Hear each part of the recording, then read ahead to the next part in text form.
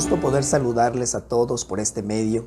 Quiero compartirles en esta ocasión algo sobre la doctrina de la depravación total. Esta doctrina da a conocer el punto de vista reformado del pecado original.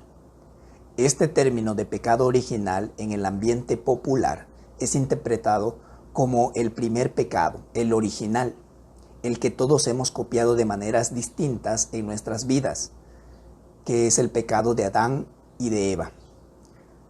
Pero eso no es lo que se conoce históricamente en la Iglesia como la doctrina del pecado original. Más bien, esta doctrina de pecado original define las consecuencias para toda la raza humana de aquel primer pecado. Debido a esto, las iglesias históricas que han tenido un credo o una confesión han concluido que algo grave ha pasado con la raza humana como consecuencia del primer pecado. El pecado cometido por Adán y Eva tuvo una consecuencia, y es que la raza humana cayó.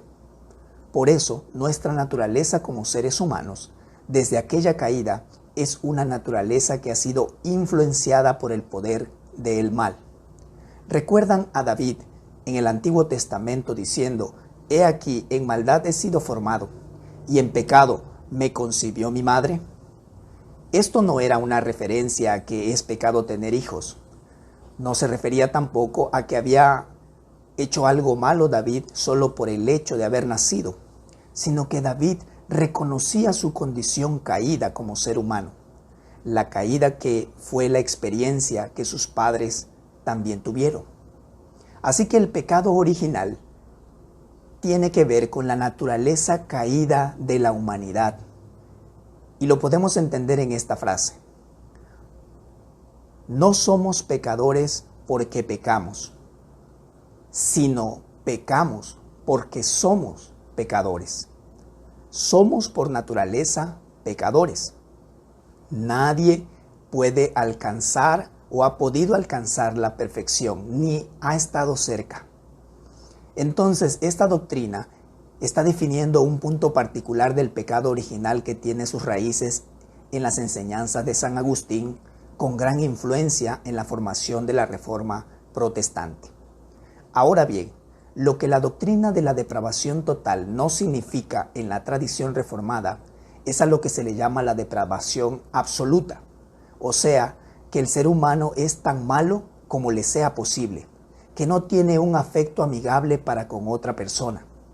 Eso no es el significado para la tradición reformada, sino que la caída en el pecado es tan grave que afectó en su totalidad al ser humano.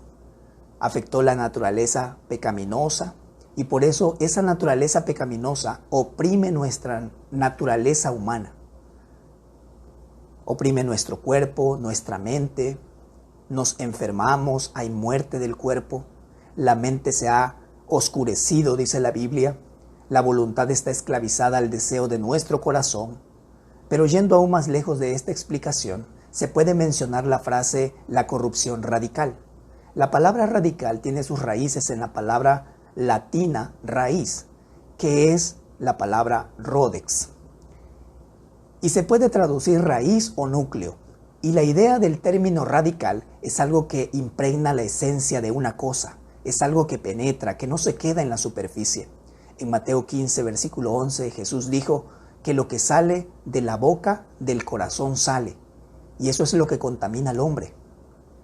Esto nos ayuda a comprender el pensamiento cultural de muchas personas, que por mucho tiempo y en todo el mundo tienen la creencia que el hombre es en esencia bueno, que en su raíz, en su núcleo, en su corazón, en el fondo, el ser humano es bueno, aunque a veces se porte mal. Por eso, en el pensamiento cultural, se usa la frase «nadie es perfecto». Se reconoce que no somos perfectos, que hemos sido dañados por el pecado. Pero eso tiene problemas con lo que la Biblia enseña, ya que si se cree que el hombre, a pesar del pecado, es en esencia bueno, entonces el pecado se está comprendiendo como una consecuencia, un accidente, algo que está en la superficie del ser humano. como cuando te manchas tu ropa blanca. Esto es puramente la creencia humanista. El humanista defiende y reconoce que sí hay pecado, pero que en el fondo el ser humano es bueno. Entonces se enfatiza mucho que lo que el ser humano necesita son programas de ayuda, programas que el gobierno promueva para mejorar al ser humano, que necesita más educación para progresar y quitarle las manchas que producen la delincuencia u otras formas de maldad, y así borrar poco a poco lo que mantiene al hombre como un ser malo. Si hay evangélicos pensando de esta manera, entonces se está alimentando del pensamiento cultural, del pensamiento humanista, de la cultura misma, y no se está nutriendo de lo que dice la Biblia. En resumen, la enseñanza reformada dice que la caída penetra hasta el fondo, hasta el núcleo del ser humano. El núcleo es la traducción de la palabra latina core, que significa corazón. Entonces, nuestro pecado viene de nuestro corazón. En la Biblia, corazón significa el centro de nuestra existencia.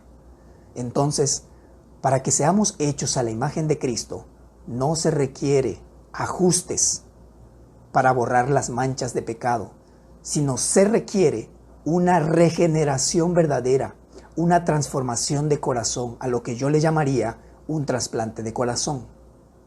Eso solamente hecho por la obra del Espíritu Santo, y que será completada esa eliminación del pecado en nuestras vidas cuando estemos en el cielo.